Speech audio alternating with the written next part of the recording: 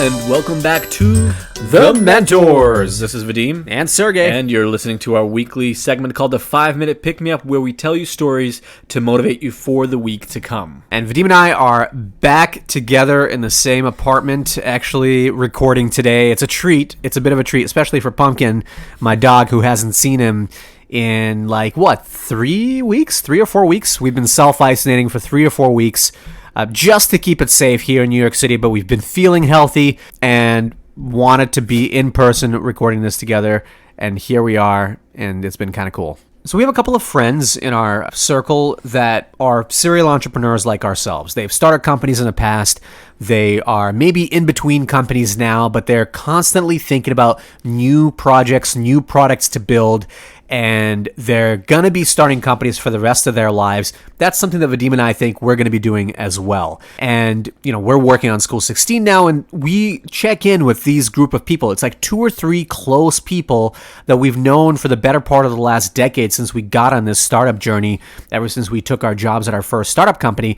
And we check in with these people every once in a while, and they do the same. And part of the reason why you should try to have those types of people in your network is, entrepreneurial people that have this yearning, burning desire to create something out of nothing.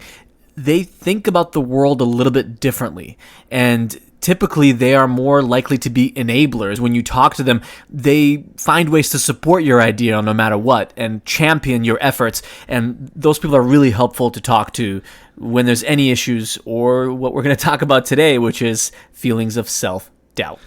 Yeah, exactly. Now, they won't sugarcoat. Usually they're the kind of people that are not going to BS you if they think that, certain assumptions you have about the business are way off, but they're not going to tell you don't do it. They're going to support you or help you adjust your idea. But that's not what we're going to talk about in this episode. But one of these close friends reached out to us earlier this week with a question, and he wanted to hop on a call to talk about this question, which is, how do you overcome that relentless self-doubt when you're starting a business, in particular in the beginning stages, when you're first getting it off the ground, because that's the hardest part and it's the easiest time to give up because you're not yet fully committed. Now, the first thing you should know is that everybody feels self-doubt at some point. The most successful people in the world will feel self-doubt. Because if you've been successful once, or maybe even multiple times, but you've been successful in a certain sort of field or area, it doesn't guarantee success in the future.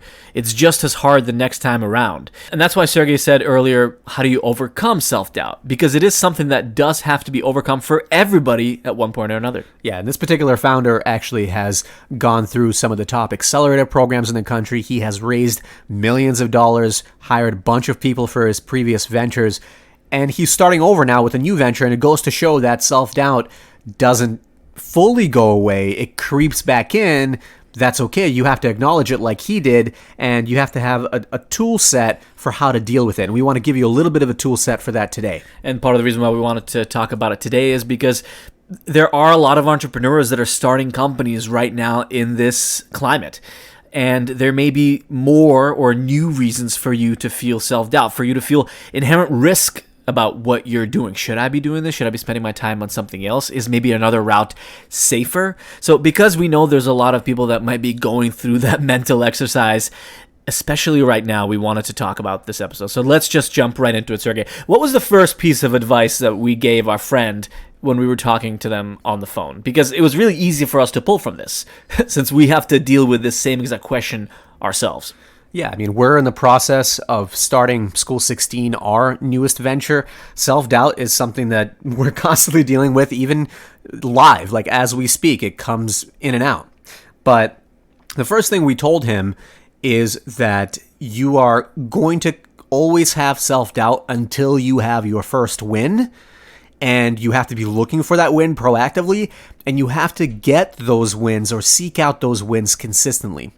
Because if you don't have any positive indication that this should work or any external validation that something should work, then there's just no way that you're going to ever feel good about that venture and regain that self-confidence. So it's okay where you have moments where you doubt yourself, but then you have to find ways to figure out, how can I get a win this week that would remind me that, I actually do have what it takes to start this particular business. And even more importantly, this is the business that I should be pursuing right now.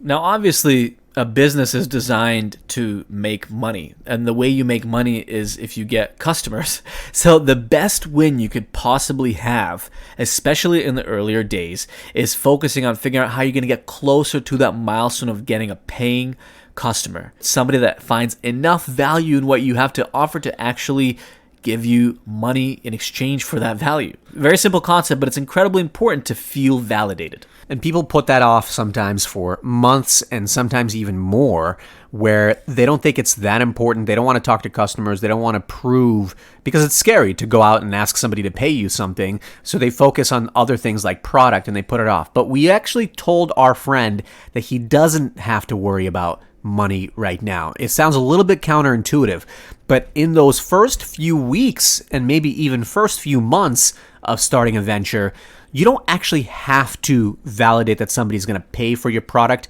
to have that win and to have that self-doubt be removed.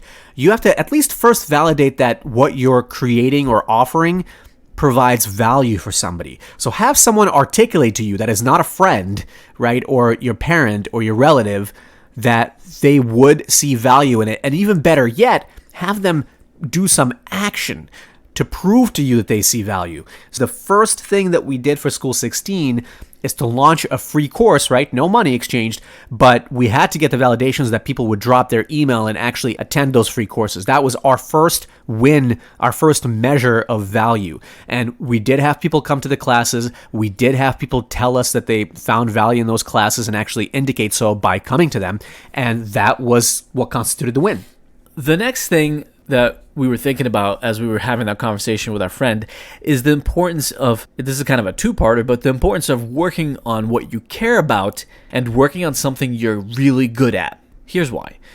Especially if it's something that comes naturally to you or something that you've been obsessing for over a long period of time, and especially if it's aligned very closely with the skills that you have already. In other words, what you've already proven to be the medium through which you bring value to the world, or the tools through which you bring value to the world. Then as you're working on this, you'll find that that self-doubt gets removed. Again, you're more likely to get that validation that we mentioned a few minutes ago if you're working on something that you really care about and you're working on something where you get to use your skills that have already been refined, something that you're really good at. And so even though you might have periods of self-doubt, you will be more likely to remember the fact that you should be working on this concept or this business or this idea because you're better at that than most of the population or most of the world. Yeah, and we've also talked in the past about the importance of having partners and advisors that can remind you that you should be confident and should work on this. For me and Vadim, when one of us has doubt, the other one usually lifts us up and reminds us why we're working on it. So that is another tactic you can employ, having those advisors or partners. But there's one more thing that helps remove some of that self-doubt. In a moment when you're thinking, is this really going to work, or am I doing the right thing? Then it's important to ask yourself and be honest with yourself on whether you've actually tried hard enough. Have you actually done those validation activities? Have you actually tried everything you possibly can to prove whether this thing will work? And sometimes just by asking yourself and being honest with yourself on that one question, that self-doubt goes away when you realize, well, maybe I haven't. And by the way, we don't mean to say the question, have I worked hard enough? There's actually a difference here. Because you may be working a lot of hours. You may be working hard as defined by what you believe is hard work. But are you doing the right things? Have you tried enough of the right things? Like the concepts we've already talked about, like talking to customers, making sure that you're getting some validation through signups, recruiting other partners, recruiting people to get involved, advisors, raising money, whatever it is that is necessary for you to actually move the business forward and validate it through third parties. And by the way, other forms of external validation and things that could count as wins and help you get over that feeling of self-doubt is getting somebody to write up some press about you. It's getting a friend or maybe even an acquaintance to refer your product to somebody else, right? Having other people talk about you and your business and your product on your behalf. There's many ways to create that moment of external validation that'll help push you forward. So if you are in this situation right now. Maybe it's an idea that you just haven't gotten off the ground, or you keep coming back to because every time you start working on it, you lose confidence, or it's something that you've been working on some time and you just have stalled out. Ask yourself, have I had any wins lately, and how can I create those wins for myself? See if you can find people in your network that you can have those kind of check-ins like me and Vadim do with our friends to be able to regain that confidence that hopefully we provided for that friend this week. And if all else fails, ask yourself, have I tried the right things or enough things to actually move the business forward? And if you really have, then maybe it's not self-doubt. Maybe it is something that the market is telling you and you need to change something for that business. That's it for the 5-minute pick-me-up for this week. And just as a reminder, if you're a startup entrepreneur and you're looking to learn more about sales and the field of sales, we're going to have a global account executive of NetApp, which is a massive tech company that's been around for decades, who's going to run a free weekly class at School 16 this week at 6 p.m. this Wednesday. You can sign up for that at school16.co.